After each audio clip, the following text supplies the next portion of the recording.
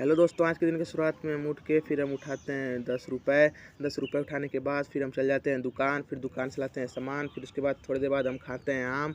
आम खाने के बाद फिर हम थोड़ी देर फैला देते हैं चना, क्योंकि मम्मी कही रहती हैं। उसके बाद फिर हम खाते हैं बिस्कुट। बिस्कुट खाने के बाद फिर हम उठाते हैं लैपटॉप। लैपटॉप उठा के हम थोड़ी देर करते हैं प्रैक्टिस। प्रैक्टिस करने के बाद फिर हम उठाते हैं चार्जर, फिर मोबाइल लगा देते हैं चार्ज में।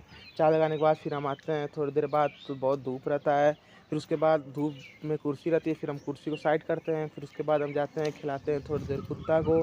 फिर कुत्ता को खिलाने के बाद फिर हम बैठ जाते हैं पेड़ की छाँव में, क्योंकि धूप रहती है। उसके बाद फिर हम जाते हैं तोड़ते हैं फूल। फूल तोड़ने के बाद फिर मम्मी शाम को फिर फैलाई रहती हैं गेहूँ भिगाई रहती हैं। फिर गेहूँ को हम निकाल के फिर हम जाते हैं बाल्टी में, फिर भरते हैं पानी। फिर उसके बाद हम उठाते हैं बर्ड।